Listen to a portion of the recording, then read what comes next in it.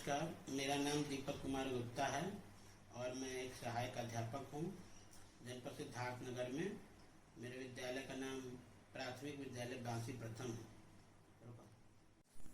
मैं यह वीडियो माननीय प्रधानमंत्री श्री नरेंद्र मोदी, माननीय मुख्यमंत्री श्री योगी आदित्यनाथ और हमारे महानिदेशक श्री विजय किरण आनंद जी और उत्तर प्रदेश की समस्त जनता के सामने प्रस्तुत कर रहा हूं, ताकि आप इस वीडियो को पूरा देख करके मुझे न्याय दिलाने में मेरी मदद करें। जैसा कि आप सभी जान चुके हैं कि उत्तर प्रदेश में कल बेसिक के टीचरों का स्थानांतरण हुआ, बहुत भारी मात्रा में स्थानांतरण हुआ।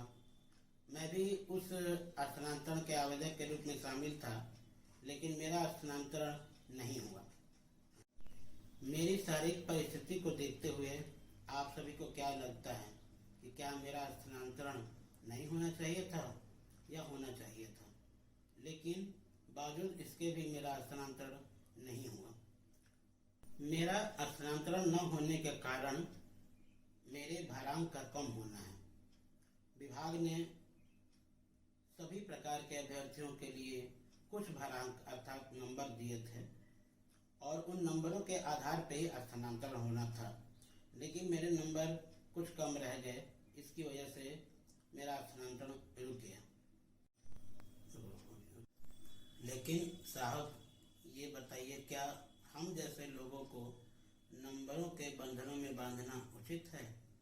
हम जैसे लोगों को तो संवेदना, दया, भावना, इन सबों के बंधनों से बांधने की जरूरत है, ताकि हम अपनी अक्षमता को भूल करके अपने कार्य को और भी बेहतर तरीके से और सामान्य लोगों के साथ कदम से कदम मिलाकर कर सके और हम अपने विभाग को और भी आगे ले जा सके और उनका नाम रोशन कर सके।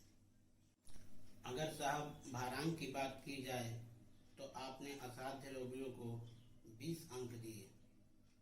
क्या आपको नहीं लगता कि हम जैसे परिस्थिति में रहने वाले लोगों की समस्या भी असाध्य है? 18 साल के होने के बाद डॉक्टर भी ये कहना बंद कर देते हैं कि अब आपका इलाज संभव है, कहते हैं कि अब ये असंभव है। और हमारे देश में तो एक सामान्य व्यक्ति की नौकरी भी 25 साल के बाद लगती है, तो हम तो वैसे भी 10 साल आगे निकल जाते हैं। तो हमारी तो कोई भी संभावना नहीं रहती कि इन परिस्थितियों से या इन शारीरिक परिस्थितियों से हम उबर पाएंगे। तो अगर गौर से देखा जाए तो हमारी स्थिति भी असाध्य ही है। बावजूद इसके हमें सिर्फ 10 अंक का भारांक दिया गया और साहब साथ में सामान्य महिलाओं को भी 10 अंक का भारांक दिया गया।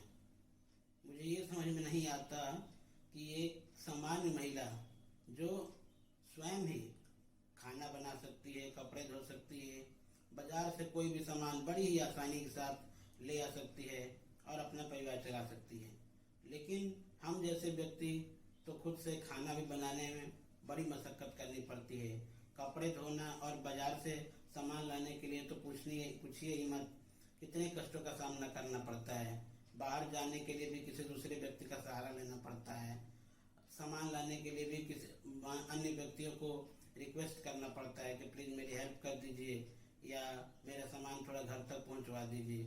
तो खैर, मुझे इससे समस्या नहीं है कि आपने किसे कितना भारांक दिया या जो भी आपने अपनी नीति के अनुसार किया, लेकिन साहब मैं आपसे बस इतना ही रिक्वेस्ट करना चाहता हूँ, इतनी मेरी विनती है आपसे कि आप हम जैसे लोगों की शारीरिक परिस्थितियों को ध्यान देते हुए हम लोगों का स्थानांतरण हमारे जिले के या हमारे घर के समीप के विद्यालय में करने का कष्ट करें। यहाँ दूसरे जिलों में रह करके प्रत्येक दिन हमारा जीवन अत्यंत ही कष्टकारी हो जाता है। बहुत ही समस्याओं का सामना करना पड़ता है, अभी जिसे मैं इस वीडियो के माध्यम से व्यक्त नहीं कर सकता हूँ। मेरा बस आपसे इतना ही रिक्वेस्ट है कि आप जो है हमारी विनती को स्वीकार करिए और हमें बिना किसी नंबर के, बिना किसी भारांक के बाधाओं से मुक्त करते हुए हमें अपने घर के समीप वाले विद्यालय में स्थानांतरित करने की कृपा करें। मेरा मूल जनपद जो है बलिया जिला है और ये सिद्धार्थ नगर जिले से, जहाँ मैं वर्तमान में कार्यरत हूँ, लगभग 300 किलोमीटर पड़ता है और इतनी दूरी को तय करने में मुझे जिन कष्टों का सामना करना पड़ता है उसे शायद मैं व्यक्त भी नहीं कर सकता हूँ।